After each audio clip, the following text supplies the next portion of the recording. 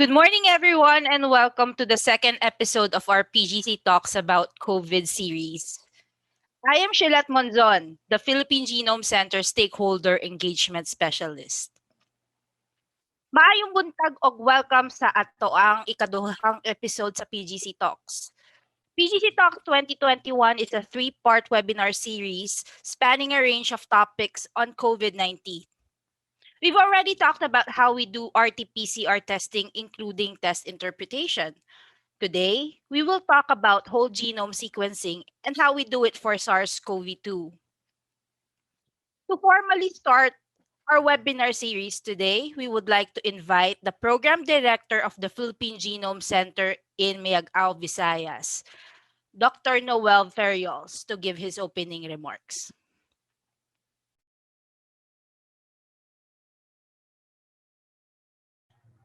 Good morning, everyone. Good morning, everyone, and welcome to our second episode of PGC Talks, a webinar series wherein we here at the Philippine Genome Center aim to increase your awareness and appreciation of the various science-based efforts and tools being used in our response against the COVID-19 pandemic. For today's webinar, we will be talking about the science and art of SARS-CoV-2 whole genome sequencing. Today, experts from the Philippine Genome Center will introduce you to the basics, complexities, and potentials of whole genome sequencing, or the science and art of being able to read and uncover the code of life. With the COVID-19 pandemic surging once again in various parts of the country, it is timely that the Philippine Genome Center has been equipped with the technologies and experts in order to contribute to our nation's joint fight against this virus. As a core institution in the Philippines SARS-CoV-2 biosurveillance network, PGC has been instrumental in detecting the various variants of the virus circulating within our population. Going a step further, our experts have also become pioneers in discovering the emergence of a novel variant within the Philippines. More than being anxious and afraid of the new learnings that we will share today related to COVID-19, what we want to impart is a sense of greater hope and resolve, knowing that our untiring and selfless scientists are at the forefront in finding solutions for our response to the current pandemic. With that, we would like to encourage all our attendees to listen closely, participate actively by sending in questions through our chat box, and simply enjoy this new learning experience. More than anything else, we earnestly hope that you will be informed and inspired by our experts at UPPGC on the science and art of whole genome sequencing. Good morning again, and from everyone here at PGC Visayas and Iloilo, maayong aga sa tanan. Let's begin PGC Talks.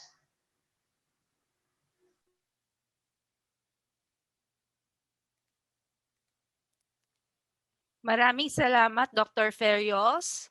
We would also like to acknowledge the members of the PGC Executive Committee, Dr. Morao from PGC Mindanao, as well as our colleagues from PGC facilities in Visayas and Mindanao. We are also joined today by our invited guest reactor all the way from Cotabato Regional and Medical Center, Dr. Sherjan Kalim. Lastly, here are a few reminders we will be observing during the webinar. For our Q&A, selected questions will be posted on screen after the lectures to be answered by our corresponding speaker or guest reactor. Questions can be submitted by clicking the Q&A box below. You can do it during the presentation too. There will be a feedback form that will be shared in our chat box. Please check it later. This webinar is being live streamed via the Philippine Genome Center's Facebook page. The link is displayed on the screen. For immediate questions or concerns regarding this webinar, please reach out via the email capacitydevelopment@pgc.up.edu.ph.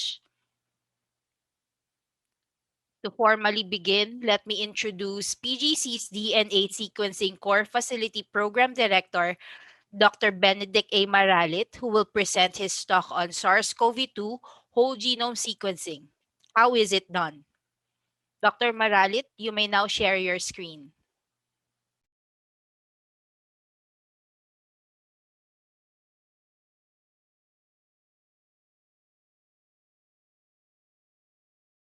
Hello. Okay, so can everyone hear me? I think so. Um, so let me formally start this presentation. Disclaimer, I'll be using movies because I like them a lot to introduce some concepts, no? And I will try to exclude spoilers, no? But I cannot guarantee it. Also, if you have watched the movies mentioned, you can watch them late. If you haven't watched any of those, you can watch them later, no? In your free time so that you can relate to the concepts being referred to, no? But in the meantime, um, this is the second day of the Holy Week, so please take this time to practice your spirituality, refresh, and reflect on how you're going to move forward in the midst of the pandemic. Yan. Okay. So, syempre, sobrang, ano tawag dyan? Sobrang um, uso lately, di ba, nung um, Zack Snyder's Justice League, no? And one of the major plots there is the anti-life equation. So, as you might have guessed, it is based on the opposite of on its opposite, no, yung life equation. Pero let's talk about first what the anti-life equation is dun sa Zack Snyder's Justice League, no. So it was a transcendental mathematical formula, no, that's originally said to allow those who knew it to dominate the will of any sentient race. And this is the ultimate goal of Darkseid. And if you watch the part 7 ng Justice League, 'di ba, nandun yung nightmare sequence, no. It's a dream sequence by Batman wherein Superman is actually joining Darkseid's army. So that's because yun nga, followed by the death of Lois Lane, 'di ba? And of course the use of the anti-life equation, yun nga, si Superman was controlled by Darkseid. So but and that's basically what the opposite of the anti-life equation. See, yung life equation is basically equivalent to what? Free will. Now, this is a very powerful concept that you might think exists only in the comics, no? And in movies, but this might actually be based on science itself, no? On actual science. So when talking about the life equation, they might just be referring to the code of life, di ba?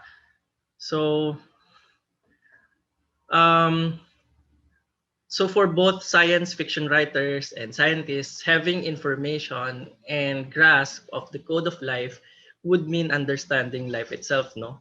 So we could actually do anything from real world applications.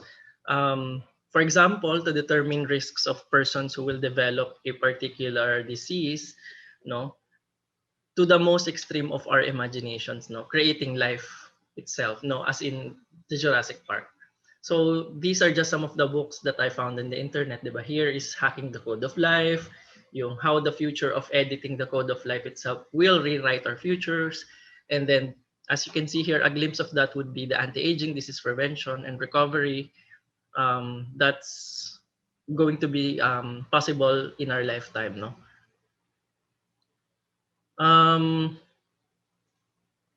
And then, so I mentioned about Jurassic Park, diba? So in this example, diba, the code of life was used to create, new life. And the new life that scientists wanted in this movie is actually yung the dinosaurs, no? So the dinosaur DNA was actually obtained, by removal of blood-sucking insects from amber, which is actually fossilized tree sap, diba?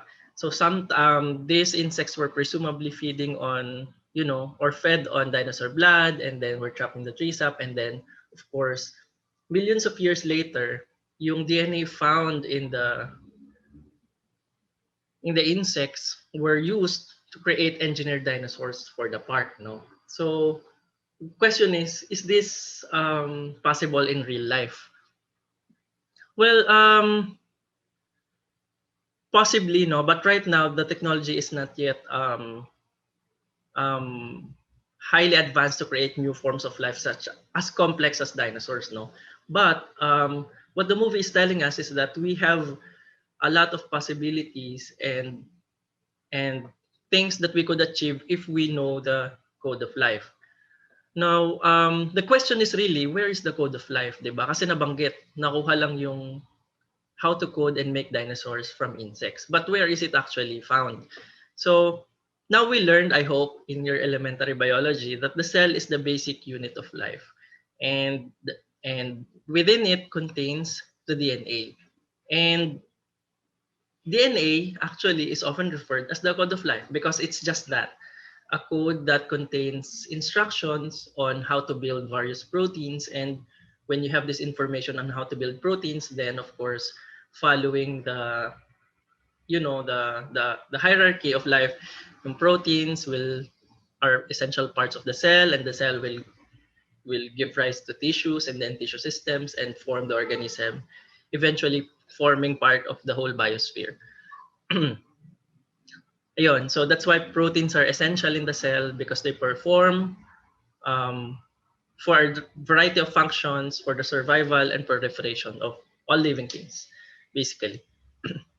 So later, we will discuss in more detail how we can access the code of life by isolating DNA from the cells eventually and analyzing its physical and chemical properties. Because basically, yung mga properties, characteristics of the DNA are actually what's coding for life. So once we have access to the code of life, what do we do now, and how do we encode it? How do we decode it? No, that's the next question. So we decode it by looking, as I mentioned, by looking at the characteristics, whether physical or chemical properties of the DNA, which is, the basic unit of life. So as we discussed previously, yung DNA, also called deoxyribonucleic acid, is a very long biological molecule, no? And it contains our unique genetic code. It's actually encoded, no? More like encrypted as well if you're using if we're trying to use digital terminologies. And like a recipe book, it holds the instructions for making all of the proteins in our body, essentially the code of life, no? So as famously described by Watson and Crick in 1953, DNA usually exists as two coiled chains, more like a twisted ladder, and this is the reason why it's being touted as the double helix. So the rungs or the steps on the ladder consists of nucleotides, no? So yung nucleotides naman na yon ang basic unit of the DNA. So nucleotides are composed of the nitrogenous base. These are represented by C, G, A, U in the case of RNA, or C, G, A, T in the case of DNA. And one important characteristic that I want to highlight in this slide actually is that DNA helix is internally um, redundant. No? So what do I mean by that? No, yung key takeaway really is that yung redundancy na yon is an important characteristic of the DNA, and it's probably also the essence of it being conserved and appearing in almost all living organisms. And it also probably is um, is an indication that there is a pattern being used by cells, and this can signal how organisms are made and how the machinery of life works. So now that we know that patterns are actually telling us something about the code about life, let's look at some of the patterns being observed by scientists um, in the DNA and probably infer what they are coding for. No, so the most conventional pattern recognized in the DNA is the sequence of the bases. So if you remember kanina, 'di ba, marami tayong patterns that we can look into. For example, yung distance between each rung or each step in the ladder, but yung pinaka common talaga is the sequence of the bases, no? The series of A, T, G, and C's. No, until now, people are still trying um, to study these patterns. No, patterns in the DNA will tell you about patterns on proteins here, diba? So, for example, um, in this case, if you have a pattern of 3U's in your DNA, it will code for a protein that's called phenylalanine, diba? And you know that there are a lot of different amino acids or proteins that are being coded for. Um, and then, of course, these patterns on the proteins will tell you about how, of course, there is also a sequence in the amino acids and the proteins, and this will tell you about how that particular protein as a whole will probably look, no, if it will form an alpha helix, or if it will form a beta pleated sheet, no. So this is sort of a review of your biochemistry. And then essentially what this complex pattern will tell you is what you will see in the cell, and it will tell you of a much bigger pattern, no. So if it's alpha helix, probably it will code for something like a color of the organism, so you see, we all are seeing um, patterns in different levels of organization in the organism, and these sense of patterns are found in all levels of our understanding.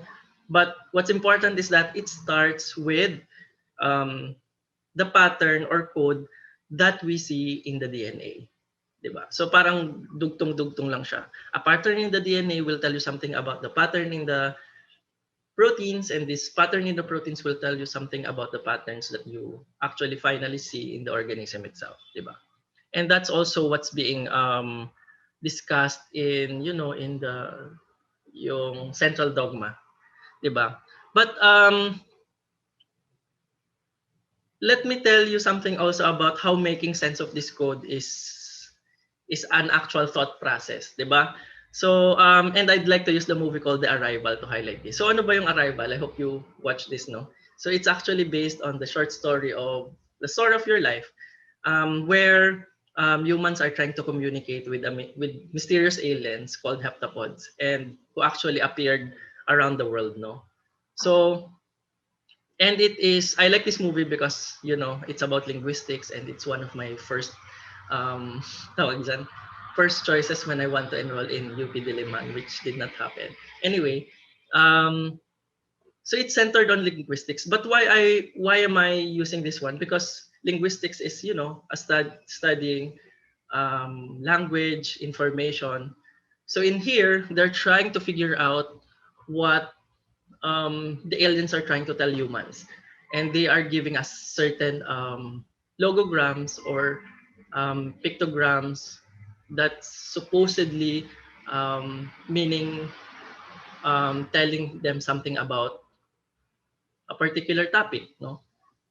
For example, this code here is for Earth, and so on and so forth. So what happened in the movie was they show you some cryptic images of the protagonist. Trivia siya din si Lois Lane, di ba? The protagonist is making measurements of different chunks or splotches of this one, and essentially what she's looking for is patterns, no? And that's actually one way of linguists doing actual field research. So they get very basic concepts, get the person to understand what individuals' words are represented, and then eventually they were able to finally understand what the aliens wanted to say. No, so they started small, they figure out the basics before they build up complex questions. And that's actually also the mechanism on how we would like to study the code of life, no? So in that way, their journey of understanding the alien language is what we are experiencing now in our journey of studying the language of life and what it means to us. No? So what these strings of AGCTs meant for the whole, what these strings of AGCTs meant for the organism as a whole. No? And as you know, we are still learning. We're trying to make sense of the cryptic language. So actually, parang we can treat the series of AGCTs coded in the DNA as a completely new language, something that we still are trying to learn. We do not understand most of it yet. In actuality, only 99%, only 1% of the DNA is meaningful. No, it's telling us something that it's coding for. No, then of course, yung 99% we still don't know, and it's called like the dark. Um, it's still called dark DNA because we don't know what it means, no? So basically, we want to know, is it relevant to what we are, who we are, and more on what we will be? Does this information also apply to other things, such as viruses? We will probably know more as we continue to study molecular biology in the coming years. Yeah. So let's talk about the code of life. So let's go back to that. So the DNA is indeed um, the key component of understanding the life and the organisms around us, no? And so major discoveries on molecular bio are driven by developments on analyzing and looking into this DNA, no? So currently, so these are some of the major discoveries, no? So currently, we can manipulate DNA, the genetic code, and the genetic materials in some of these ways, no? So we can now extract small pieces of DNA from fossilized organisms, or of course, living organisms na. So these fragments can then be transferred between organisms, and then small fragments also can be pieced together, and we can get information digitally from this using computers. And then we can actually clone some simple animals, no? Creating exact copies of them. Examples are, si Dolly, the sheep, and then of course, one of the latest developments would be a working draft of the human genome. So all of these things are highlighted or at least mentioned in one of these milestones in genomics, no? And basically, the Human Genome Project gave rise to an evolution of sequencing era. And of course, yung si Human Genome Project also has created a demand for consumer genomics, meaning to say, analyzing the genetic code of life on a daily basis, telling us if we are, half American, half African, and trying to influence our, our interaction with our fellow human beings, no? But of course, yes, and because of that, we can actually do DNA extraction in the comfort of our own homes, no? Using materials that we can find at home, no? So that's why there is a so-called at-home activities where you can extract human DNA from your cheek cells, diba? And there are many other things that is happening right now. And these are all products of the developments of the Human Genome Project, diba? All of the knowledge that we have now about the DNA and the code of life are a result of the developments of the Human Genome Project. But of course, we're still held back by some of the technologies that are available.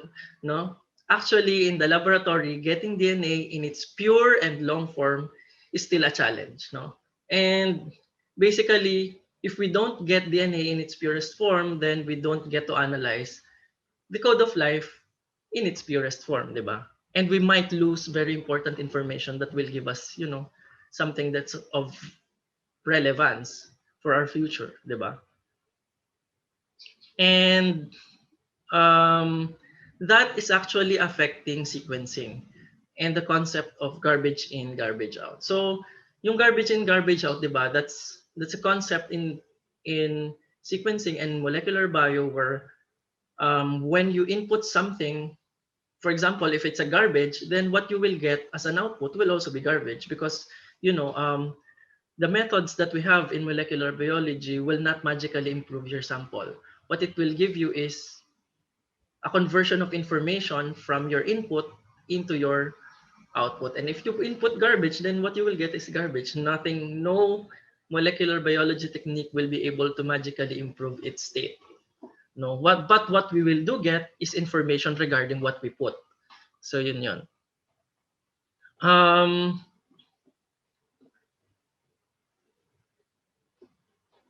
and that's now let's talk about and that's about analyzing the code of life, no? But let's talk about how we are going to get the code of life from the DNA. Now that we know that we can get analyzed DNA more or less in its pure form, no? So the general sequencing process involves three basic steps, no? It's called, oh wait a minute, baka may nakalimutan ako. Ito. Ayan, sabi ko na nga ba. Ayan. And let's talk about things that we need in sequencing that will improve our state of garbage in garbage out problem, diba? So let's talk about input processing and output mechanism, because basically in sequencing we're trying to get data that is compatible for analysis in computers, no? So that's why we're using computer terminologies also here. So first, what we need for sequencing is the input, and we need a very good input. And of course, our general input would definitely be DNA because that's the code of life. But what characterizes a good input? So we need pure without any sign of contamination for our DNA, and of course, in its natural form, no, or configuration. So if we need to find, of course, if we need to find information that will give us the code of life, then we need to get it in its most natural form, no? As I mentioned, hindi lang naman yung sequence yung nagbibigay ng biological information. It could also be how the DNA is folded. It could be how what are connected into how the DNA was folded, yung mga ganon. Meron bang methylation, meron ba bang ibang nakakabit sa DNA? So those are things that can also code for something that we don't know of yet, diba? And of course, input such as no degradation. Syempre, if we see degradation, then we're losing also information and we might miss something, diba? Baka yung na-degrade na part ng DNA is the cause for the cure for cancer, parang ganon. So that's what we are trying to achieve, no?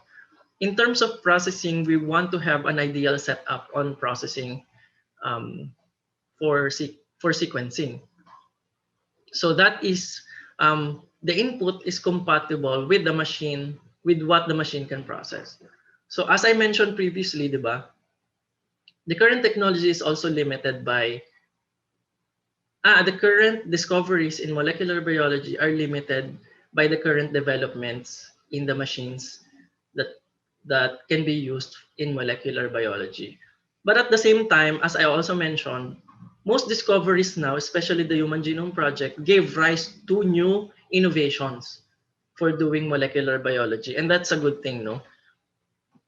So, of course, we also want processing setups and conditions that are conducive to the detection limit of the machine. Again, we're trying to meet the requirements of our current technologies. And of course, less room for errors, because we want to get the information as accurate as possible. And of course, if it's impossible to lessen the errors, then at least there are ways for estimating errors, because we can statistically predict what probably is more accurate than not, diba? And then of course, what we want as output is actually digital data. Why? Because we would need to have we need the aid of computers to be able to process any information, no? So syempre, scientists are good, no, but we can only do so much in terms of looking, observing patterns, and then making sense of these patterns and relating them to to something that is also relevant, no? So digital data should be our ideal digital data should be following the proper conversion of biological information into digital information, di ba? What we want is the digital information is representative of the actual information that we find in the biological system, diba? Because if there is a gap or if there is a misconversion, then we're only creating junk information. We don't get really any information out of that, diba? And of course, this information, this digital data should be able to be processed and stored efficiently. And of course, finally, it should be understood by scientists and processed into relevant things. No, so yon. And following that, sorry, following that pattern, the general sequencing process um, looks like this, no? So there are 3 steps then: the library preparation, template preparation, and sequencing process proper. No, so the input is being used, the DNA as input is being used for library prep, no? So we analyze, first we determine, do we analyze parts of the DNA, fragments of the DNA, a certain subset of the DNA, or the whole DNA itself, no? So it depends on the machine available and the information that we want to get, no? So when we finally determine which of the DNA we want to study, then we go into different strategies on analyzing the target, no? So do we fragment that because we want to analyze just a part of the DNA, and then do we analyze DNA of several different organisms altogether, and then do we use a certain length only of the DNA and stuff? So yeah. And then the next step would be template preparation. So this means that we're trying to, as I mentioned previously, we're trying um, to adhere or to follow the limits of detection of the machine, no? And you know that the machines are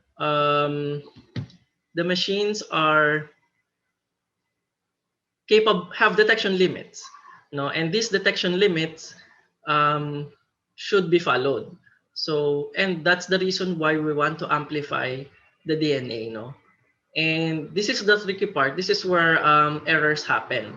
So that's why we need to estimate errors also.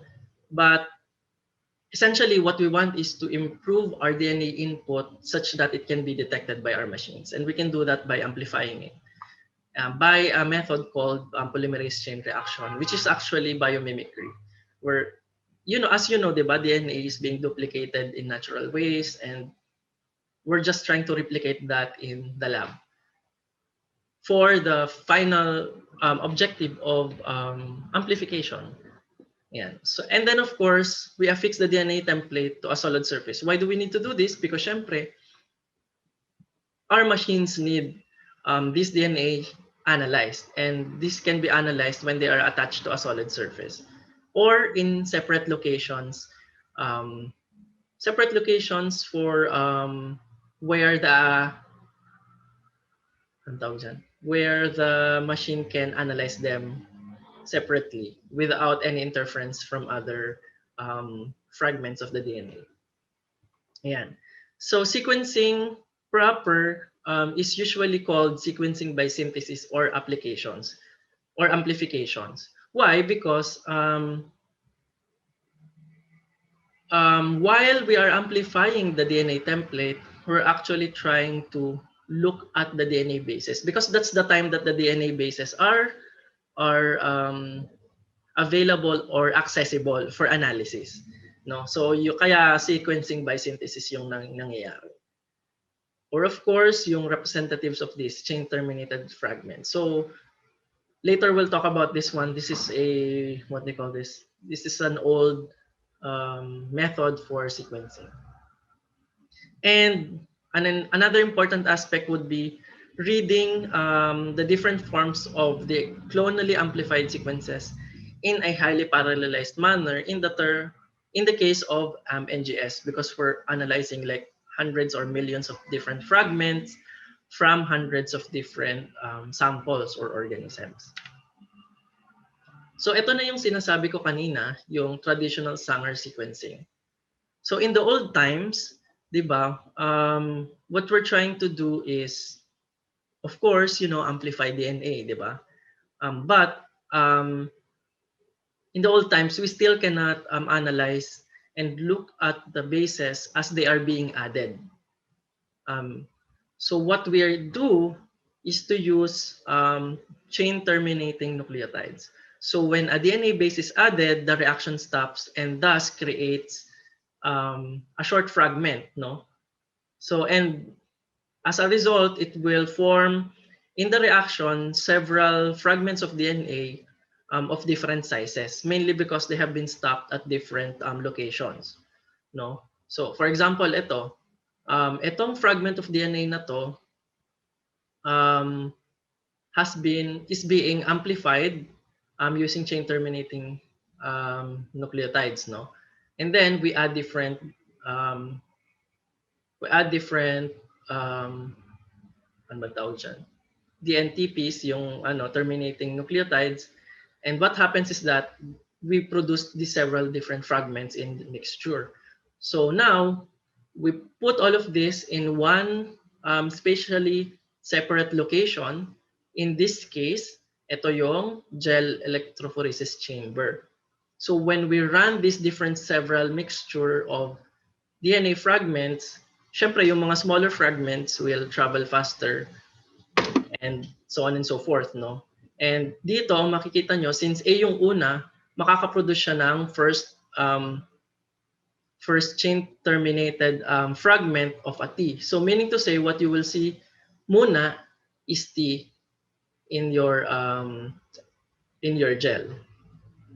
So, and so on and so forth. So sunod-sunod lang yan. So for example, T, tapos A, tapos G, and so on and so forth. Ganun siya. It's very manual. This is measured by or visually observed by a person, no? Now, the development of that would be the automated Sanger sequencing. So hindi na tao yung nag-a-analyze kung alin yung nauna. Ang nag-a-analyze na niyan ay computer through the use of a laser beam. So si computer na yung magbibigay. So, yung nauna T, tapos yung sumunod A, and so on and so forth. Based on the length of the fragments that are passed through the same gel, no? So ngayon pumapasok ng yung next generation sequencing, because as you know, no, yung traditional method, it's only analyzing one fragment of DNA. And as you know, in the experience of the Human Genome Project, it's taking like a very long time to complete. No, for example, yung human genome is the size of 3 billion base pairs. Now imagine yung traditional Sanger sequencer can only sequence 800 base pairs. So yung 3 billion divided by 800, that's how many fragments of DNA you need to analyze manually, and that's like going to take, based on our timeline, parang 10 years, di ba? So people needed to find a way to analyze and generate the human genome by analyzing the fragments, several thousands of fragments to analyze in one time, no? Or develop a sequencing method that can analyze the whole stretch of the DNA, yung 3 billion base pairs in one go, no? But take note, di ba?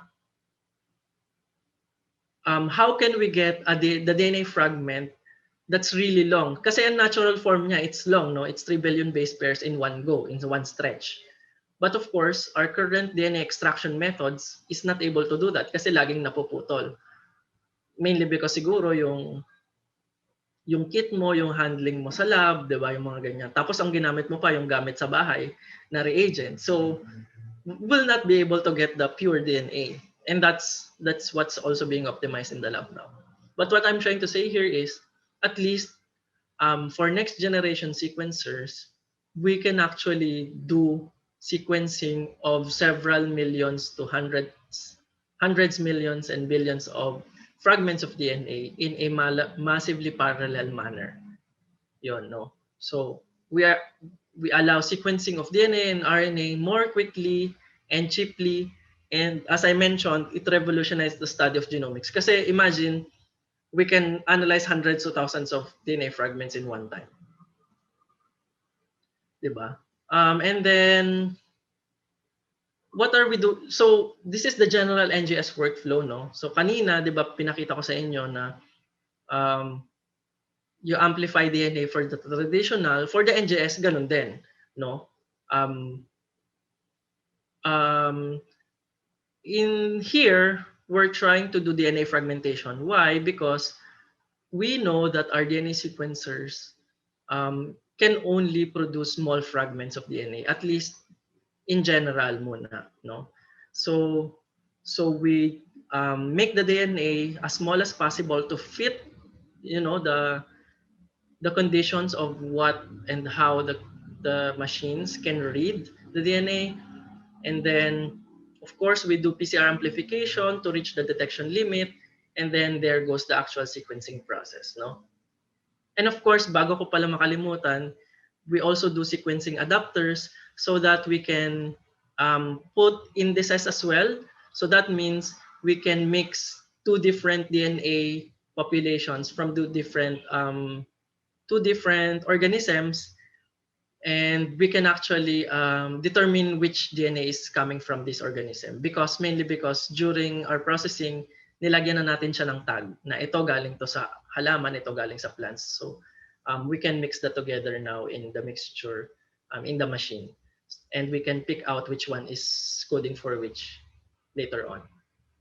So ito ngayon yung nangyayari sa two different platforms. Ito yung sa Illumina machine, ito naman yung Ion Torrent sequencing machine. But what happens here is, meron pa rin, as I mentioned, diba, they need to be in a spatially separate location or affixed to a solid surface. So sa Illumina, ang tawag doon bridge PCR, sa Ion Torrent, tawag naman doon emulsion PCR. So take note, magkakahiwalay yan. So this group of RNA DNA population is separate from this group of DNA RNA population. So yun lang yun. Here, it's being separated in several bubbles or emulsions. No. Now, what happens is that we see this particular configuration here, flow cell bound clusters or picotiter wells. So this color here represents one group of DNA fragments at a particular time point. No, this could represent the DNA from plant. This could represent DNA from animal, depending on how you designed your experiment, diba? And I also mentioned per time. Why? Because an example here is the Illumina NGS process. Diba ang NGS ginawa natin, sequencing by synthesis, diba? So as we are amplifying the DNA and the nucleotide base is being added, we analyze them in real time as they're being added. So for example, at time point 1, you see this cluster of DNA and we see this color. No, and then after time point 2, you see that same cluster of DNA, but we see a blue color, and so on and so forth. Now these colors are being represented by different bases. No, for example, yung green, it means that T base has been added. Kapag blue naman, G naman siya, and so on and so forth. So you would imagine if you are analyzing 200 base pairs, you would need 200 images for the Illumina platform. So that's 200 length DNA fragment in that particular lane. Now imagine, even though you only have 20 images, you're analyzing like millions or hundreds of DNA clusters or fragments. Why? Because you are actually looking at other dots that's in the image. So in this particular dot, probably you're looking at, kung bibilangin, siguro 20 or 50 yan. But that's a very small picture lang. the actual DNA, the actual image in your Illumina platform is really big. Yan. So si computer na yung magtitingin yan. For example, ito, that's another DNA fragment, that's green, that's probably a T as well. Pagdating sa second image, green pa rin siya. So the second sequence is T pa rin. Then naging red, so that's C. So you would imagine you're analyzing in real time pa rin, several fragments of DNA. I hope you understand my explanation here. So that's one platform. So iba pa rin yun sa Iron Torrent, and you can actually look up how the NGS sequencing is happening using different platforms in the internet. Maraming videos. Yan. So but how do we do the DNA sequencing by NGS at the Philippine Genome Center? So maraming machines that can help you achieve that and do NGS. So in the Philippine Genome Center, we have the NovaSeq 6000, bioinformatics, and some other smaller sequencing machines. No? Etong mga nandito, yan yung sequencing outputs. So for example, ito yung pinakamaliit sa INPGM, that's 10 GB. I mentioned previously before, di ba, na yung human genome is 3 billion. So that's 3 GB. So in here, theoretically, in an ideal world, we can generate 3 human genomes using this machine. Tapos sa NovaSeq, you would imagine na 1,000 human genomes ang kaya mo ditong i-sequence and generate in an ideal situation, di ba? Ayan. So these are all the other applications that we can do with these machines. So yung sinasabi kong generate human genomes, whole human genomes, yun yung tinatawag na de novo sequencing. Meaning to say, we're trying to come up with a genome assembly from scratch, no? Yan. And then of course, resequencing, yan yung meron na tayong DNA sequence available that can be used as reference and to counter check the DNA sequences that we got from these machines.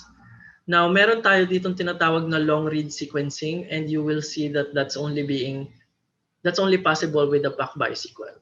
Yun. In one long fragment, around 20,000 bases, we can analyze that in one go. But as I mentioned, we need to generate DNA that's in pure and long form. So basically, since yung read length ng PacBioSeq is 20,000 KB, we need to generate DNA fragments na hindi smaller than 20,000 KB. Gets?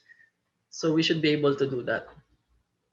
And some other things, no? So we'd like to look at mRNA sequencing, metagenomes, or epigenomes, or epigenetics, which you will learn more. But for our purpose, for this seminar, we're trying to go with resequencing, no?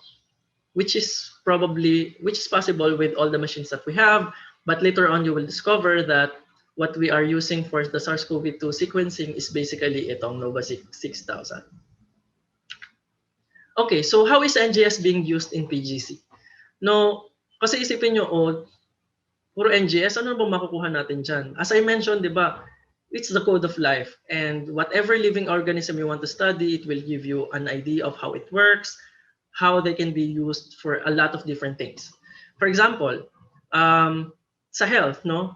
We can use cardiovascular markers, what specific gene, and which person who has that specific gene has a propensity or risk to develop diabetes, di ba? Yung ganon. Or which type of cancer mutation will be able to respond to this therapy, cancer therapy. So that's one example. At least for PGC, we also use this for agriculture, no? So we can label which coconut is going to grow tall, or which can grow in a short one based on the genome or DNA sequence. We're going to know kung anong coconut ba yung magiging luno, yung mga ganyan. And then for biodiversity, we'll be able to generate whole genomes of the Philippine eagle, and then later on we can determine what makes them so different from other birds, yung mga ganyan. How are they related to Maya, yung mga ganyan. So basically, if we have information on the genomes of all of these organisms, will be able to infer many different things from them, no? And that's what we're trying to do with SARS-CoV-2 as well, diba? So, how is NGS being used for COVID-19? So, ito na yung relevant question ngayon, diba? And what PGC is known for these days. But of course, we're not only good at COVID-19, we're doing a lot of things even before the pandemic. But right now, this is what we're known for, diba? So, NGS is being used for COVID-19 to provide the full sequence information of the SARS-CoV-2 genome. So we're basically looking at the code of life of SARS-CoV-2, diba? And when we analyze that, we know how transmission is happening. We can trace where the SARS-CoV-2 is coming from, sinong nag-introduce nun. And then of course, we can actually compare and calculate the R naught or the doubling time of the virus, no? In real time, not based on how many got infected, but but how the virus is mutating. Because we know for a fact that when the virus infects a person, there is probability that it will mutate. So per mutation, that could indicate per infection as well, and that can be used for calculating, the replication number, diba? And when we have the sequence information, we can identify new virus introductions. Is it coming from outside? Is it coming from inside? Is it a close cluster that's infecting one another? And then, of course, when we know the sequence of the virus, we'll be able to track mutations, and we can relate these mutations to what we're observing in the patient, diba? And using that, we'll be able also to adjust public health measures, and then we'll also be able to, determine which, sorry about that, and determine which resources have to be allotted for a certain barangay, yung mga ganyan, based on which ones are heavily affected by a cluster. Yan. So at least in the Philippines, the goal is to use whole viral genome sequence information to expand our ability to track and trace. Because definitely, we already have this ability naman, di ba? Using real-time PCR. So at the start of the pandemic, konti lang, di ba, yung contact tracing. But now, we have mass testing now, and we have the ability to track and trace where this virus is coming from. So our public health goal in general, is to limit disruptive lockdowns and direct resources to areas with the highest benefit. No? So for example, we want to identify new cases if these are results of spread within the community. Is it introduction from the community? So we can use that for high-risk communities. No? For example, hospital wards, prisons, facilities with resident turnover, mga ganyan. And then for businesses, to determine whether the transmission is occurring on site. No? Are we getting infections in the workplace, or is it coming from the community, diba? And then we could also really impact or improve the contact verification, because we can look at shared lineages, saan siya nanggagaling, sinong mga patients yung mga magkakakonekta, diba? Ayan. And all of these things will be able to manage COVID-19 much more efficiently. So this is an example of action based on whole genome sequencing. So this has been published in medical research archives, that highlights the power of whole genome sequencing. So there are 6 surgical patients that passed, or at least went into Ward A, which was previously described as a non-COVID area. Now, for example, si patient A, lumipat naman siya sa ward D later on, tapos B and C sa ward E, tapos yung iba naman is coming from different wards as well. But what we do know is that they pass through a certain ward before they have been classified as a hospital-acquired infection for SARS-CoV-2.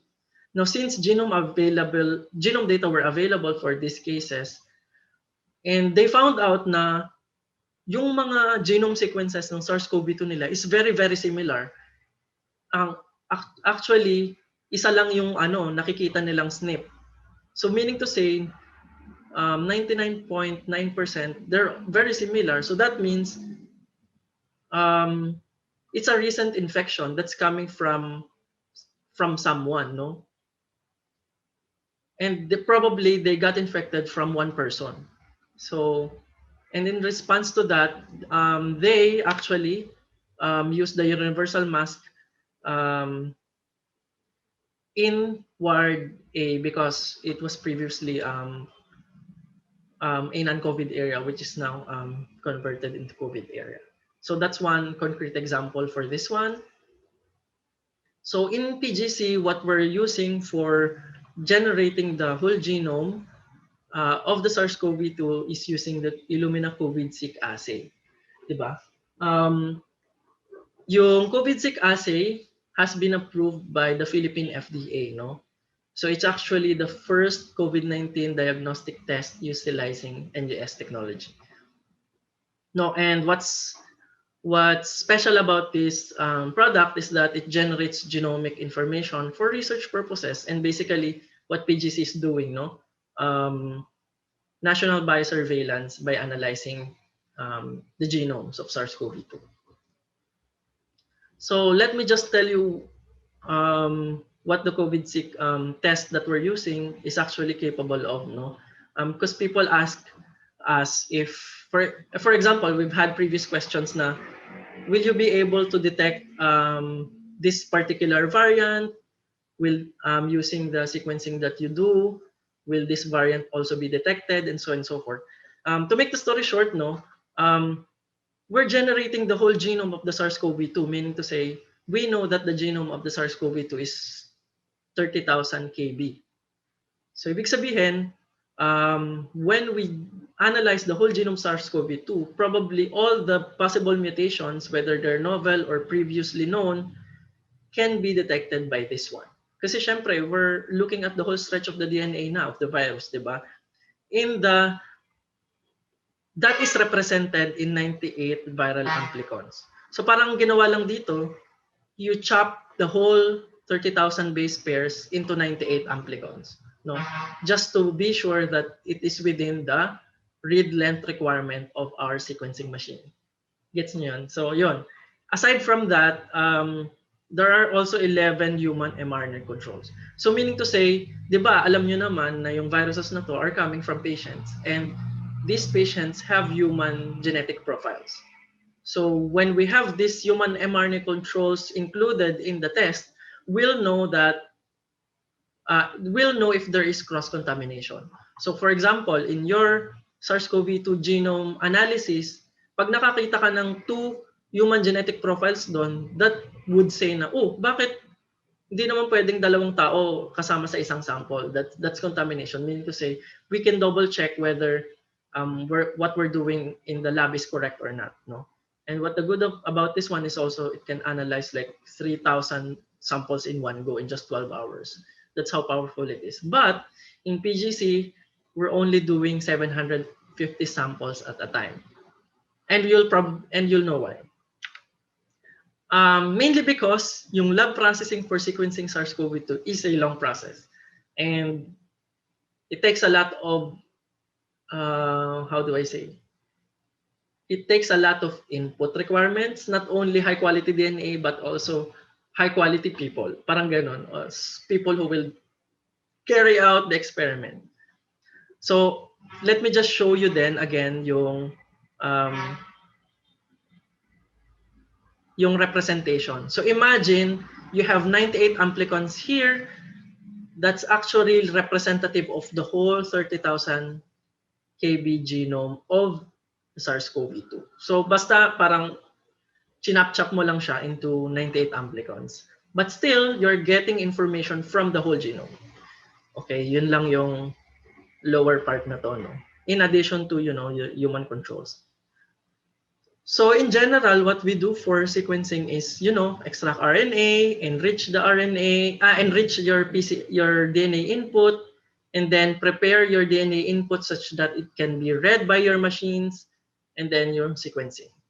So dito, imagine you're going to extract 750 samples from swabs, diba?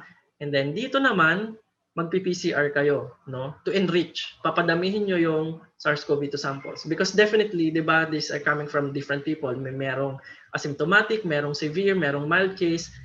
And when you get your swabs, DNA will come in different forms. Merong maraming DNA for the virus, merong sobrang konti, merong sobrang dami naman. So what we're doing here is that we're trying to make sure that your samples will have the SARS-CoV-2 such that the machine can detect them. So we'll have to, we'll try to avoid false negatives among ganyan. And then of course, since we're processing different samples, we'd like to tag them so that we can track them from which person this sample is coming from. Yeah. So here, ang ginamit nating sequencer, so NovaSeq 6000, that's 2 times 384, that's around 768 samples, no? So yan. So yan, this is the COVIDSeq workflow overview, no? So imagine sa RNA extraction pa lang, we need to extract RNA from 768 samples. No, so this could probably take from 1 to 2 days, no, depending on your processing, on the staff's efficiency. So kung automated RNA extraction ang ginagamit mo, then probably it will take a shorter time, no? But if you're using manual, then you need a lot of people doing this who is really careful because pag na-contaminate yan, then we'll get not good result, di ba? Yan. And then of course, ito naman, no, you will have for cDNA synthesis and anong tawag dyan, PCR enrichment, you have 896 well plates. So ganun karami. And for example, itong plate na to, it contains 96 samples, no? And in very small amounts. So imagine kung paano na lulula or naduduling yung mga staff when they are mixing small volume liquids for them to do PCR amplification. Tapos, syempre, yung enrichment is using primer pools or sets. So parang you need to amplify them 2 times. So imagine, 2 times, so magiging 16 plates na yan. Tapos lahat ng yan, i-combine mo lang into 2 tubes, no? So imagine yung 768 mo will be distributed into 2 tubes, no? Pag sahalu-haluin mo na siya once you have tags and indices that can separate them from each other. So that kasi syempre yung loading mo dun sa sequencer is only for flow cell. So this is 1 flow cell here, no? So 2 pulls per flow cell. So yan. So ilalagay mo lang siya dyan such that. So ito na yung parang kung ang ginagamit mo sa agarose gel is 1 well, di ba? Yan din yun. That's where you will load the sample. So imagine from 768, ang ilo-load mo na lang later on ay 2 microtubes. So kung na-contaminate mo tong isang yan, you're contaminating 384 samples doon. That's how tedious and careful the staff should be. So this is the overview of the COVIDSeq workflow. This is based on the time motion study by Illumina, yung nag-distribute ng product. So ideally, dapat 30 hours yung turnaround time, less than or equal to 30 hours to report when you process 768 or 750 samples. But of course, we at PGC, sometimes it takes a bit longer because of optimizations and stuff, no? So we need a lot of PCR machines tingnan nyo dito, 16 PCR machines yung kailangan to analyze 768 samples. So that's the ideal scenario. No? And that's taking about 16 hours, which you can separate into 3 full-time, dito. Basta kailangan mo, you have 12-hour shifts that's separated into three groups. No? Ayan. So more or less, at least in our experience, it takes about like 2 to 3 days. No, and take note also, there are several steps that needs to be separated in different rooms. Diba, merong pre-PCR room, it has to be separated also from your PCR amplification room, tapos and another post-PCR room. Kasi syempre, there will be environmental factors that will help in contamination. So dapat magkakahiwalay yung mga rooms na yan. So yan. As I mentioned, it's a very tedious process. So we're trying to do optimization in the conduct of SARS-CoV-2 sequencing. So at least in PGC, what we did was determine which extraction kit works best for the variety of samples being received. No? So this is coming from different hospitals. No? So tapos iba-iba rin yung extraction kit nila. No? Iba-iba yung swabbing practices nila. Tapos yung storage, di ba? Yung storage can affect the quality of your DNA as well. So we're trying to find an extraction kit that will give us, more or less a normalized way na medyo lenient siya. So even though the sample is not so good in storage and in quality, it will give us, more or less a high quality DNA later on. So we also wanted to set an inclusion criteria that's not too restricting, yung sobrang taas na wala namang labs na makapag-submit. So pangit naman yun kasi syempre we want to represent the whole Philippines, no? And we want as many labs to submit and pass and be able to analyze that sample. While also ensuring na high yung success rate, kasi kung magsasama ka naman ng lahat ng samples na yun tapos pangit naman, then we're just wasting reagents, no? And then of course, yung tweak some run parameters on sample processing. These are very specific in the lab. We're trying to figure out our practices, yung specific steps in the NGS. So what I'm trying to do here is, try to explain our thought process, yung brainstorming on how we can improve our runs. So, because definitely yung specific steps naman, it's like a recipe book. You can follow it step by step, no? And you can look it up in the internet. But, there is a lot of brainstorming that's happening inside the lab, apart from, actual doing it and just dispensing, pipetting small liquids. We need to meet together the team to look at some run parameters that we can do to improve our results. No, for example, yung sample annealing temperature ba optimal? Tapos okay ba yung sequencing read length? An example here is kung read length ba ay 50 lang, kung read length ba ay 75 lang or 100, will it improve? And based on our study, no, mas maganda kapag mas mahaba yung read length, which makes sense, no? And then of course, okay ba na mag-process tayo in one go ng 750 samples? What if gawin na lang natin 150 para hindi sobrang pagod yung staff? Kasi kung sobrang pagod sila, in one overnight 750 samples, antok-antok sila, ganyan, then ma-contaminate nila yung sample. So these are the things that need to be addressed and what you don't see in the books, no? And in the actual practice. And as a result, with all of these things that we did, we were able to, release PGC bulletins and influence the policies of the government with regards to its COVID-19 response, no? So ito yung mga bulletins na yan, no? So kung mapapansin nyo, we currently have 7 bulletins. So we were able to detect variants previously, infer possible sources, and then analysis of pH samples with worldwide SARS-CoV data representing Philippine samples, and then detecting eventually the new variants of concern, and then probably proposing for a new SARS-CoV-2 lineage, no? And that's actually the PGC's role in the management of COVID-19. So basically, what we're trying to do now is to get a general idea of its evolution, how it is spreading in the Philippines, so that we can inform and guide public health policy.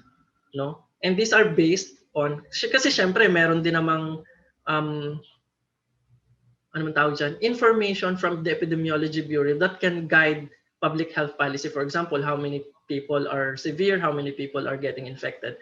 But what PGC can add to this information is if there are presence of variants of concern that has been flagged by WHO. And of course, we can also give them more information other variants that are currently emerging in the country, which was previously mentioned in the previous slide, diba?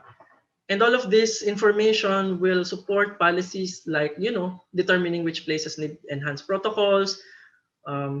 Si Central Visayas ba would need, enhanced protocols because of the new SARS-CoV-2 P3 lineage, yung mga ganyan.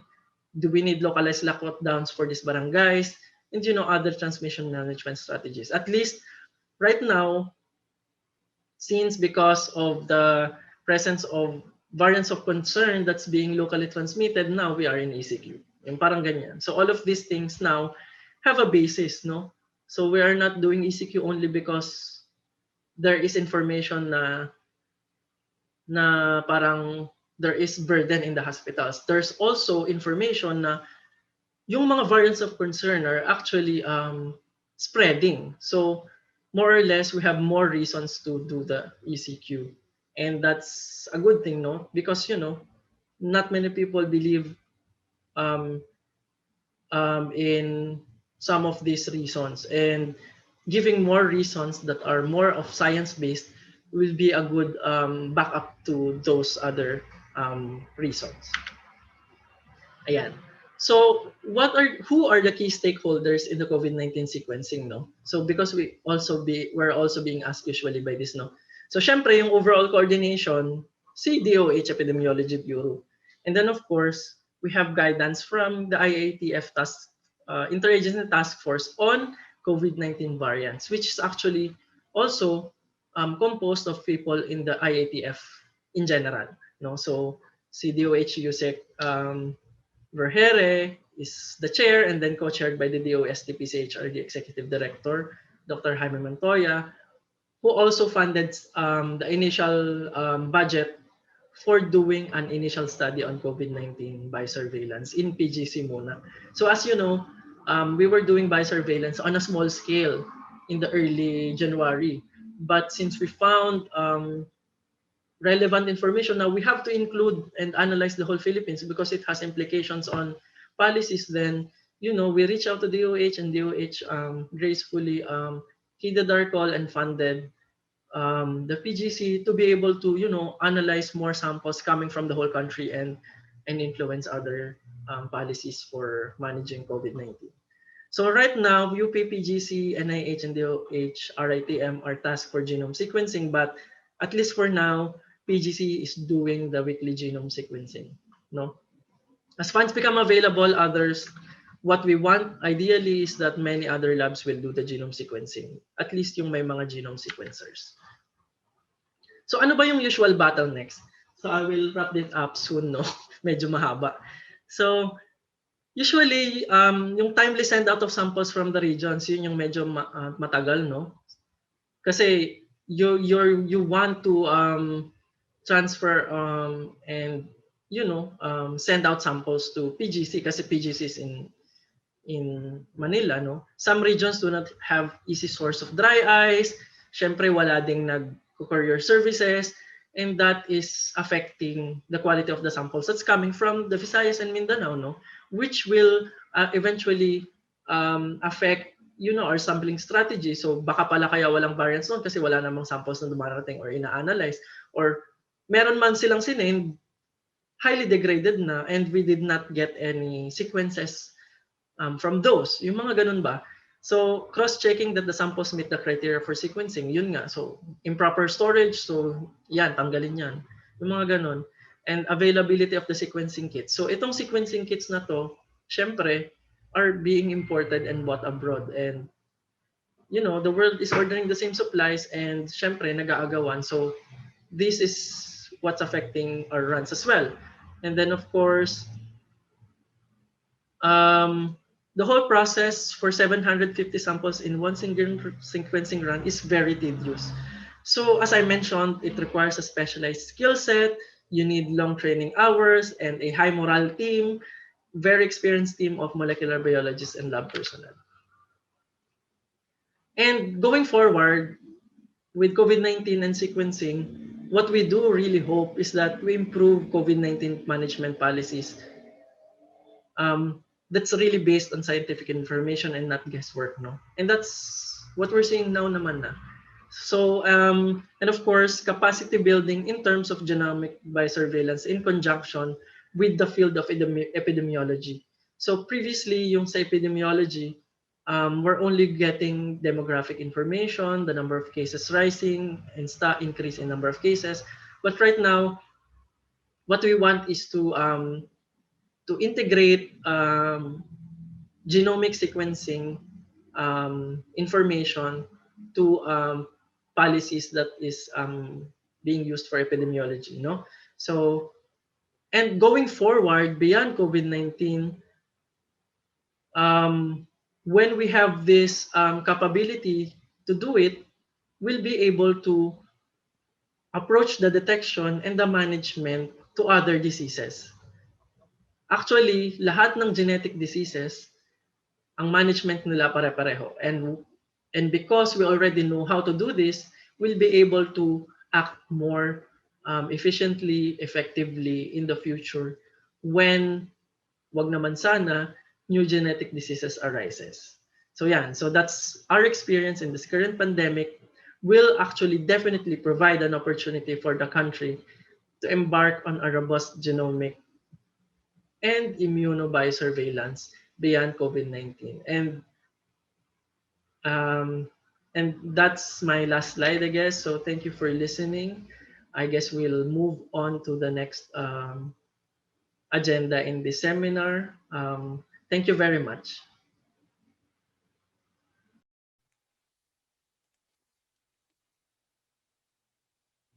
Maraming salamat, Dr. Maralit.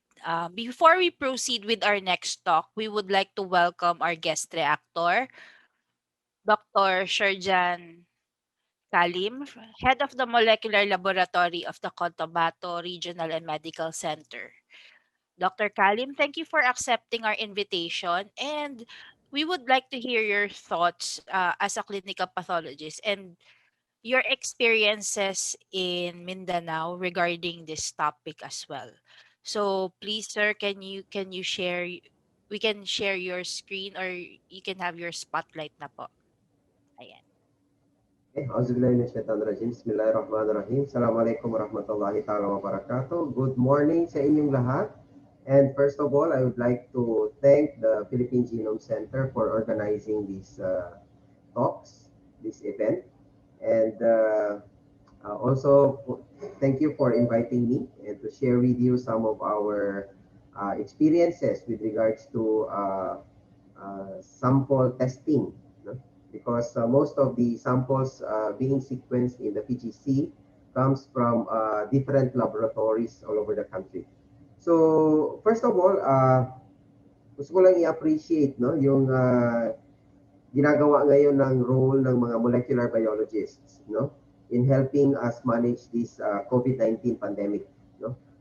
Without you guys, no, we may not be able to handle this COVID-19 pandemic efficiently. No? As we all know, whole genome sequencing is a tedious and a highly specialized process. No? Pero imagine na lang natin na noon, our scientists do this manually, no? So ganun kahirap yun. But now, because of automation and computers, we can now process as many samples as we can, no? Like what Dr. Maralit has shown to us, no? Using the next generation sequencing machine. So for us, in the practice of clinical pathology, especially here in Mindanao, ang concern lang namin dito ay yung integrity ng sample na pinapadala namin dyan sa Philippine Genome Center for sequencing, no? Kasi ang problem namin dito is yung integrity ng sample na dumadating. Because in the lab, once we detect those RT-positive na mga samples and they pass those criteria set by PGC, like for example, the Seque value or CQ value of less than 30, adequate sample of at least 500 UL, I think, and then complete with clinical data, we can send all those samples regardless of number, no? So kanina may tanong din kanina, no? How many samples do we send? So as many samples as we can, no? Pwede namin ipadala sa PGC for sequencing, no? But what we cannot guarantee are those conditions, no? Environmental conditions that affects our samples during transport, no? Kasi hindi namin control yung temperature ng samples during transportation. So basically, yun lang yung aming mga concerns. But mas maganda sana if there are also other laboratories like the PGC in Mindanao can also do sequencing as well, no? Para mas madali yung ating transport ng ating mga samples and then hindi masira yung integrity ng ating samples. So yun lang, no? Maraming salamat. Maraming salamat, Dr. Kalim. Ngayon naman po, gusto rin po natin marinig yung experiences sa Visayas, care of Dr. Ferriols.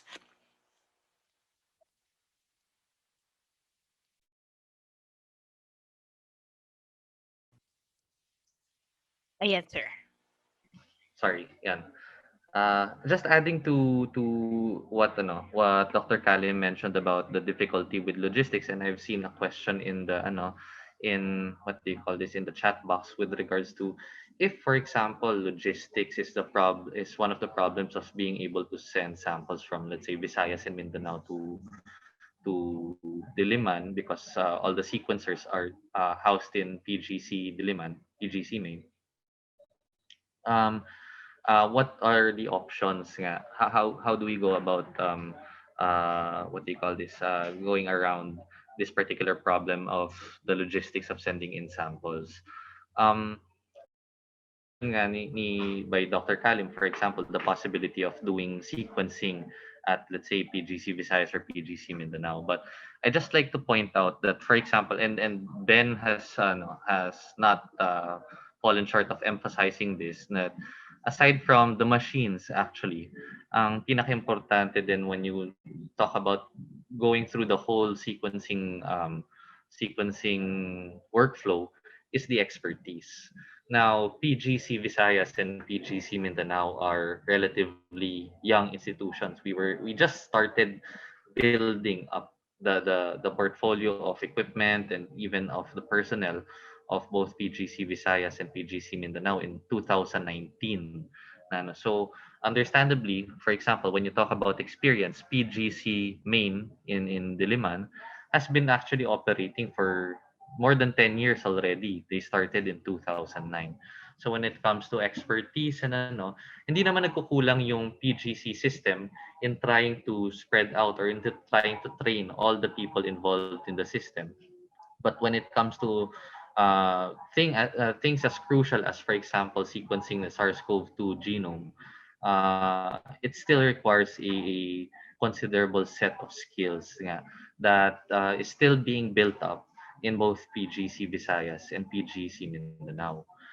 When you talk about, I think, for example, if this continues, this particular what do you call this, effort in terms of sequencing SARS-CoV-2 genomes does continue um, in the foreseeable future, one thing that could be done, for example, in order to go around the bottleneck of logistics of sending in samples to Manila, would be to be able to do part of the whole, what do you call this, part of the whole NGS workflow in the satellite facilities in Visayas and Mindanao. That would allow, for example, better what they call this, shipment conditions for samples to be sent to PGC main. Kasi nga, when what we're trying to detect dito sa sa NGS sequencing is the genome of, for example, SARS-CoV-2. And as we all know, SARS-CoV-2 is an RNA virus. Now, Dr. Maralit earlier described the differences between RNA and DNA. And one of the main differences between RNA and DNA is that RNA is much less stable compared to DNA.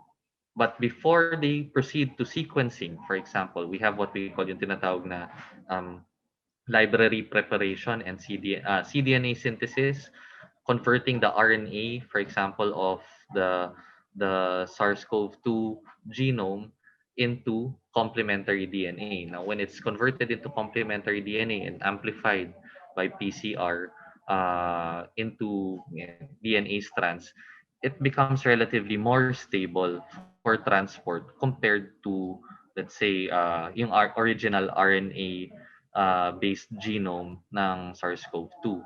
So one way that we could go about this in the future is that even if, for example, we don't have the sequencers here at PGC Visayas and PGC Mindanao at this point in time, maybe to help with the logistics is that part of the workflow could be done here at PGC Visayas and PGC Mindanao, especially when it comes to making the sample more stable for transport to uh, the Philippine Genome Center in Diliman for further sequencing. So those are some things that just to answer some of the questions I've seen sa Q&A box, and also adding to what Dr. Kalim also mentioned. I believe Dr. Ben could probably give a little bit more input into that line of thought that I was sharing, kung medyo logical ba siya or hindi. But um, when it comes to, for example, the efforts of the Philippine Genome Center in Mindanao and in Visayas, I just like to share na outside of sequencing, what we try to do is also capacitate our partners here in the region when it comes to testing. And eventually, we do, being very young institutions, being very young satellite facilities of the Philippine Genome Center, we do envision eventually to be able to step up our game when it comes to contributing to, for example, biosurveillance work. But in the long run, the commitment is there from both PGC Visayas and PGC Mindanao, and we just look forward to be able to contribute further in all the efforts of the PGC system as a whole later on. So that's it.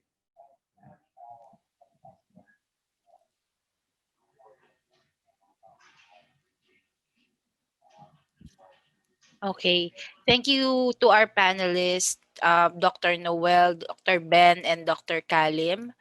Um, right now, we hope that the attendees got a better context on what we do for sequencing. And of course, we also want you to see what goes on inside our PGC laboratory.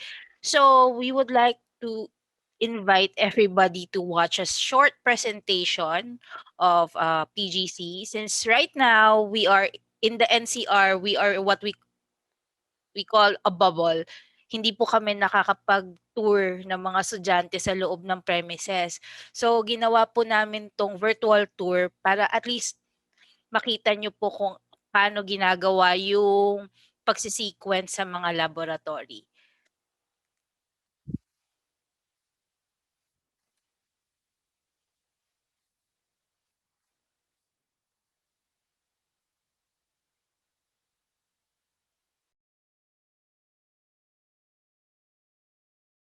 The establishment of the DNA Sequencing Core Facility, or DSCF, was funded by the Department of Science and Technology, Philippine Council for Industry, Energy, and Emerging Technology Research and Development, integrated to the day-to-day operations of the university's Philippine Genome Center by late 2013.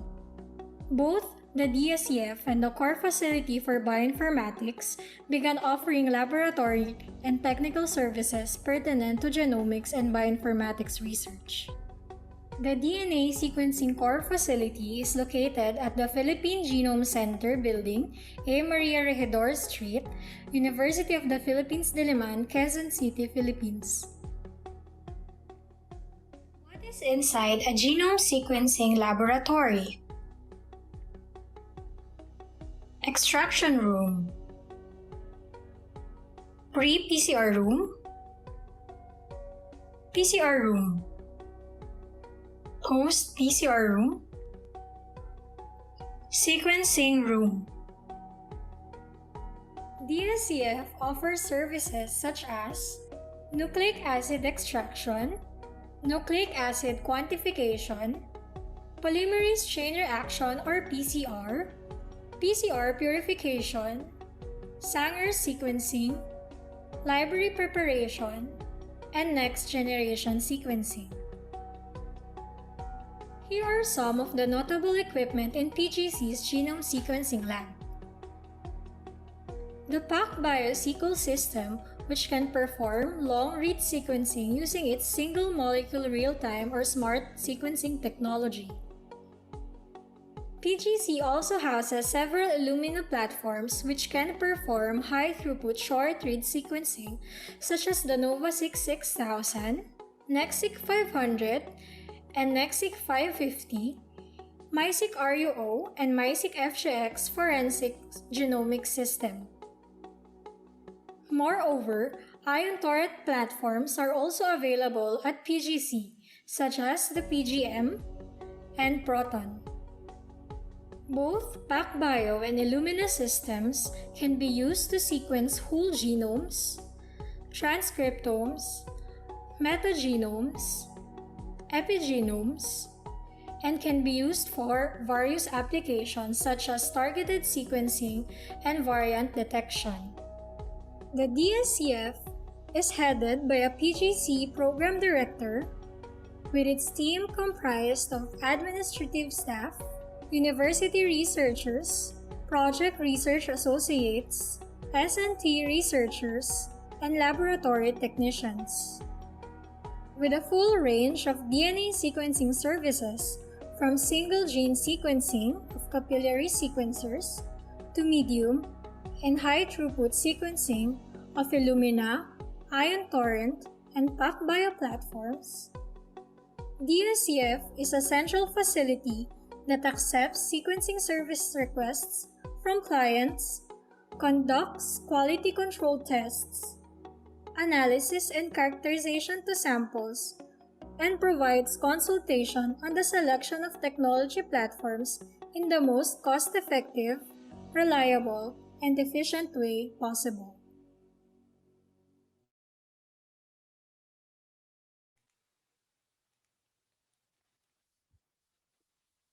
We hope you enjoyed the virtual walk around the laboratory, no? Sana pagkatas ng pandemic, makapunta talaga kayo personally sa building namin. Marami siyang interesting spaces na pwede naming ipakita. Minus the COVID-19. Pati sa satellite facility, sana mapuntahan nyo. Sa Visayas, may building na sila doon. Sa Mindanao, malapit na siguro by 2 years. Okay. Now we will be selecting questions from the Q&A. From what I see here, there are some questions that were already answered, but I would want our panel to answer some of them live. Okay. Ito. For Dr. Ben, since sample processing up to library preparation is tedious and requires highly skilled staff, does PGC have automated machines to do the processing prior to sequencing? Yes, of course. Basically, what we're trying to achieve really is to less use of manual methods, no? Because of course this will lessen the um ano ba tawag dyan? Human errors on our part. No, but I guess the question is the budget again, no? Most of the consumables for doing the automations are much more expensive than manual. So, but of course, no, right now kasi yung stocks and our inventory are for manual processing. So that's what we do. But once we get those stocks of consumables for for processing automated processing, then we'll transition into those. So we've done our optimizations na regarding this. So some of our runs are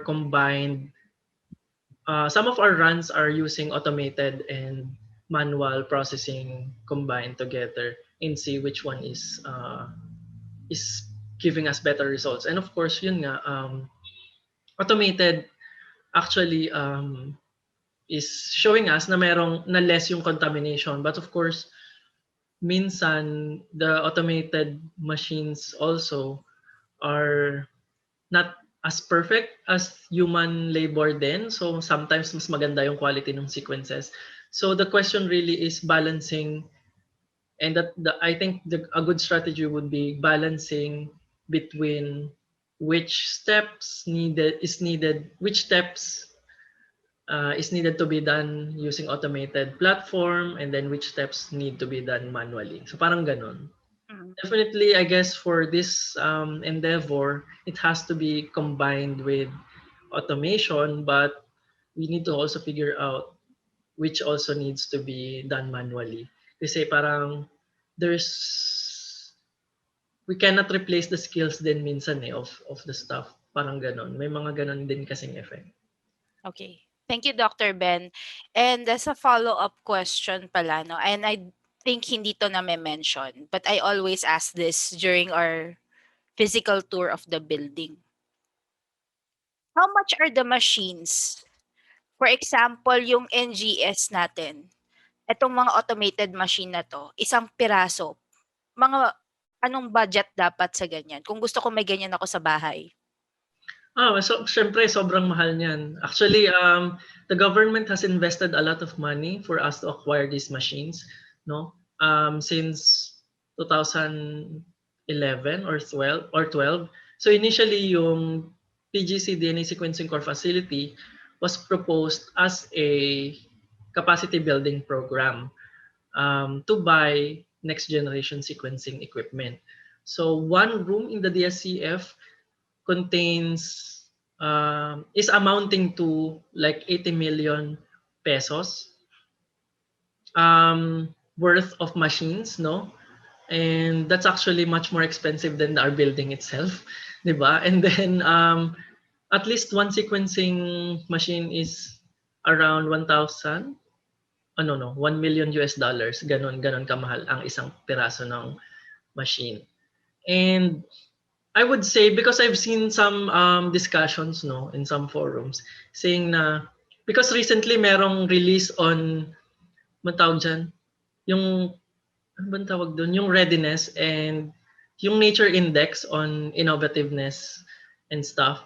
And there was a discussion between why are our funding agencies in the Philippines allowing capacity building programs, no? Well, in fact, we should be focusing on, scientific publications that have real world impacts, yung parang may short term tsaka low hanging fruits, no? But PGC is, I would like to emphasize, no, na that is a very dangerous notion, I guess.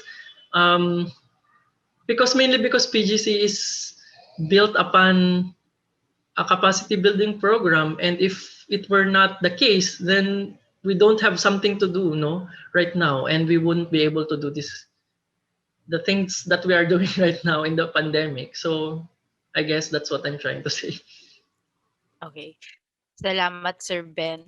Siguro nasagot na rin niyo yung tanong na, should the government start capacity building for NGS to academic institutions? And yung consideration for sequencers to be stationed in other facilities in Visayas and Mindanao. So I hope our attendees would get a better idea of how we decide to get equipment to capacitate people. It's not as easy as just saying na we need it. Magastos siya, maraming resources ang kailangan. And it really takes time. And PGC has, especially sa Visayas and Mindanao, no, kaka 2 years pa lang. Tapos, nasusubukan sila ngayon dahil COVID, which I think is both a good thing and a bad thing. Yes, also if I may add, no, ano nga ba yun?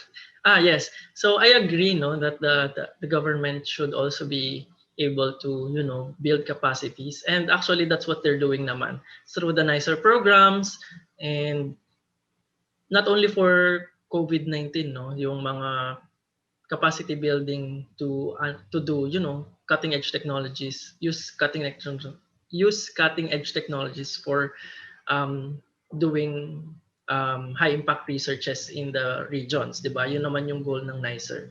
But I guess what I want to add to that is that, yung mga institutions that will receive these grants and build capacities together with the government should also have a program to find ways on how to make it sustainable. So yun I guess yun yung key takeaway that I want to share also with those institutes, no. Kasi in our experience also, we have been of course, the government helped us to start PGC up, no. But I guess what we're struggling still right now is to make the whole thing, the whole PGC sustainable, such that we can, stand up on our own feet, yung mga ganyan, without the help of the government going forward. Kasi right now, what we're experiencing is we definitely still need guidance, no, from, it's not hand-holding, no, and babysitting, I would say, but we still can't stand on our own feet. So I guess yun yung gusto kong pag-isipan din going forward. It's how to be sustainable and make use of, the blessings, no, parang ganun, that were given to us. Yun. Kasi that's what I would say, one of the hard parts, no, really being sustainable going forward. Kasi nga mahal yung required input, tapos mahal pa rin yung maintenance. So how are we going to sustain doing all this research and be able to serve, the country and make these services available to our fellow scientists without, without making it inaccessible in essence because of the high costs, yung mga ganun ba. So yeah. I hope medyo na-relay ko yung gusto kong sabihin.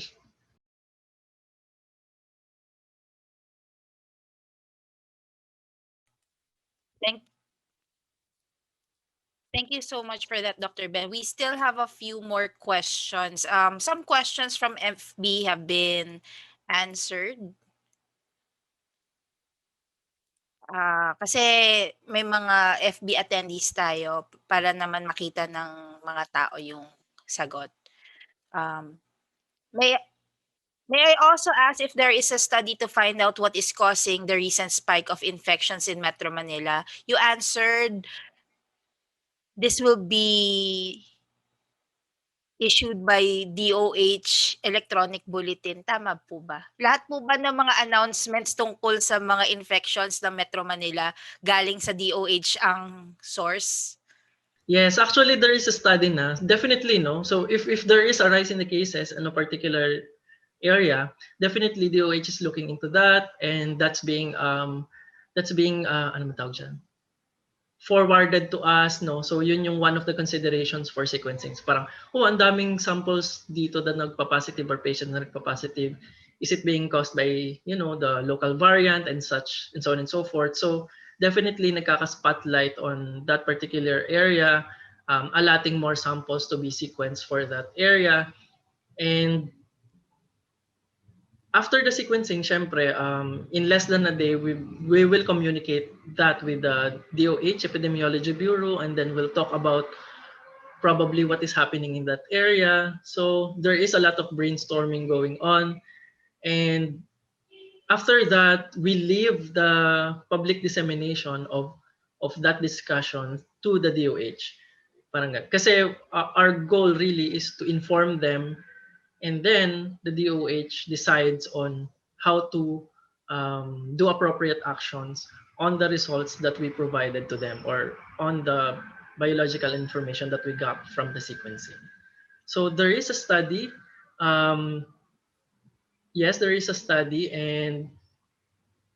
but please expect the DOH. Please expect guidance from the DOH regarding that. But of course, there will be some scientific publications regarding this, which we will release soon. Then, yung mga ganyan. So, after hearing your explanation, sir, there are a lot of attendees who's interested sa transparency of information na binibigay natin sa DOH, no? And it's also part of the biosurveillance work we do. So, DOH po ba daw ang nagse-select ng mga cities na kinukuhanan ng maraming samples based sa number of cases na nagsispike? Parang educated guess ba na, mukhang maraming cases dito, padala natin sa PGC yung mga samples, ganun ba yun? Yes, in a way, that's like that. That's what we have been doing. So basically, it's like biased sampling, no, or convenient sampling. Then, no, so parang if there is a certain increase in that area, then we put a certain amount higher samples for that, no. That's by the DOH. Then of course, we double check, no, yung samples na galing dito ba, nagpumasok dun sa inclusion criteria, properly stored ba siya, yung CT value ba niya is enough to be detected, yung viral content ba niya is enough to be detected by our sequencer, yung mga ganyan. But we know that it is imperfect, no, kasi biased sampling nga siya, and it might not be representative of the current landscape of COVID pandemic in the Philippines, which is the reason why the DOH and the PGC, all of the task force for COVID-19 variants, deemed that we needed the expertise of the WHO epidemiologists. So we are trying to come up with a better plan or sampling strategy such that hindi lang siya nakafocus on those areas na merong high cases, no? It's so statistically speaking, it has to represent the Philippines. So there has to be samples coming from this particular area even though hindi siya mataas ang cases. But even though, I would say, previously, kahit naman biased sampling siya, at least there is epidemiological basis on why these samples or these areas are being allotted more sequencing slots, parang ganon. Kasi definitely, the DOH-EB has epidemiologists who study and brainstorm on how we will approach the sampling. But of course, we recognize going forward that this may be imperfect. So we're trying to come up with a much more, statistically sound sampling strategy to say that, the epidemiological context of COVID-19. So I hope that answers some questions regarding transparency then and stuff. Yeah. No, it's not really based on sino yung close na hospital and stuff. So what we're trying to come up here with really is, to get, the picture, the real picture. Kasi, we recognize, so we are all scientists here, so we recognize that we have to come up with a strategy really that ito is telling us the complete picture. So, and we recognize now din naman na it's still imperfect, but the good thing is we're catching variants even though it's bias sampling, diba? So parang we're still getting very good information and we're affecting policies. So last question na lang, sir. Again, about the data that we put in there. Sa dami ng information na lumalabas ngayon, and as a lay person or non-scientific person, we've been immersed in hearing words such as variants of concern and variants under investigation. So, kung wala naman kaming contact sa scientist, saan namin makikita yung mga whole genome sequence na data? Saan siya ina-upload? Maiintindihan ba namin yon? Saka, meron ba kayong listahan ng mga variants na na-release na? Kasi some people are really into looking into the data of what has been studied so far. Parang may TLDR version ba yung mga ganyan? Actually, that's the reason why we leave the public dissemination to DOH, no? Kasi kahit nga yung our colleagues at the DOH and our fellow scientists from other places, no, if they are not at least well versed with genomics and genomic epidemiology, then it's still hard to make sense of all this information. Kahit nga kami, or at least the PGC, we at PGC are still trying to understand and grasp the amount of data that we have. So parang, I guess, we are, what I'm trying to say is we are making all the sequences publicly available. So we're, at least for scientists to study them as well. So ina-upload yan sa public database. It's called GSAID. So all the sequences that of public importance, definitely they have to be reported to the public and deposited in the public database, such as GSAID. No, so that's one.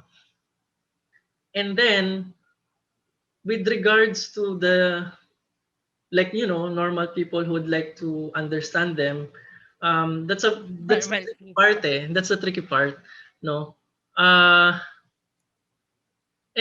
I would like to use, I guess, yung example for guidance, genetic counseling and guidance for cancer patients, siguro. Kasi if you notice, if you'd like to do a genetic test for cancers, for for immunotherapy and stuff, you need a genetic counselor to inform you. At least, 'di ba, pagka breast cancer din, if for example, yung sa breast cancer, if you're at risk or not, you don't just go to a doctor and tell them na, oh, I want to have myself tested for breast cancer. Mainly because it has to be explained to you. You have to be better informed on the limits of what these variants are telling, understand the risks, is this relevant to your life, and so on and so forth. So similar with SARS-CoV-2, probably we're seeing a lot of variants, a lot of mutations, and their presence might not necessarily mean anything yet right now. We don't know, diba? So this has to be, and currently being talked about by the scientific community as well. So parang the hope is that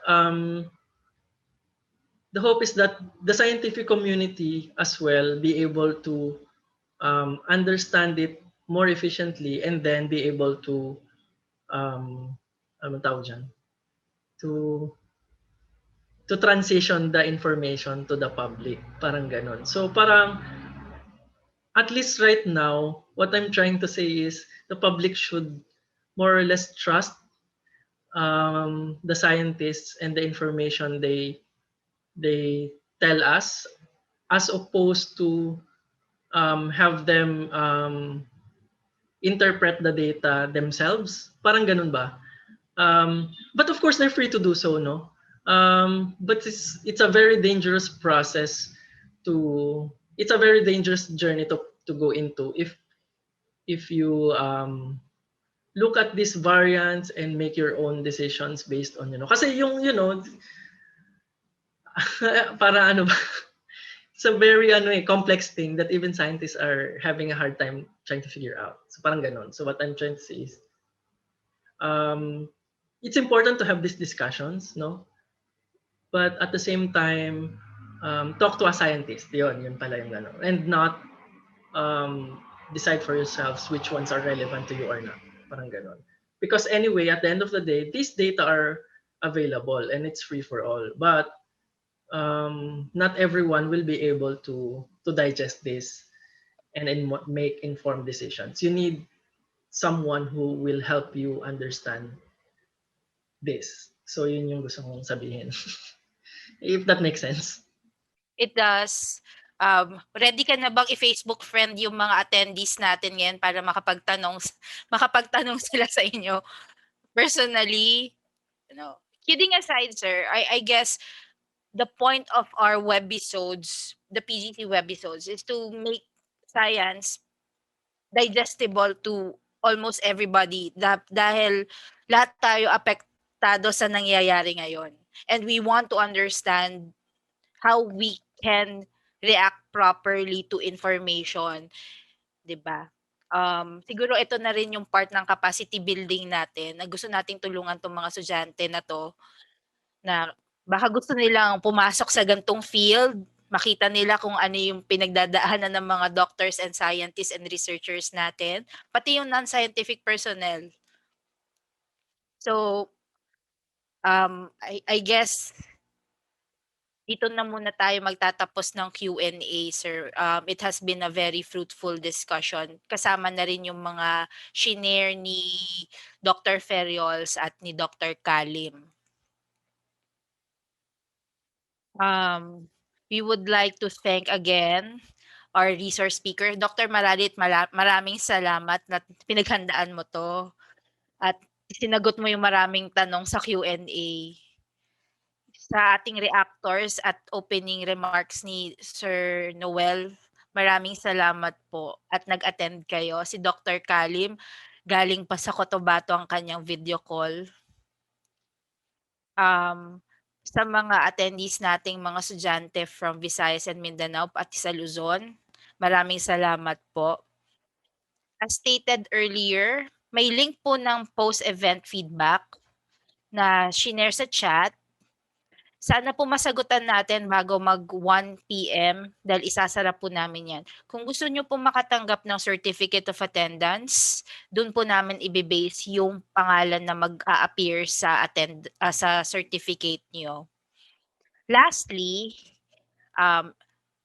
may webinar 3 pa po kaming magaganap on April 13, which is more about bioinformatics. Ano pong nangyayari sa data na gene-generate namin? Ano po yung mga pwedeng i-research para matulungan ang sambayanan? Details about the webinar are posted in our website and also on our Facebook page. Don't forget to like and subscribe our social media channels sa Facebook, sa Twitter. Meron na din po kaming LinkedIn. Pag may opening po kami, pwede nyo pong i-check doon kung ano pong pwede yung job position. Yes. Maraming salamat, Sir Ben, at sa mga panelists natin.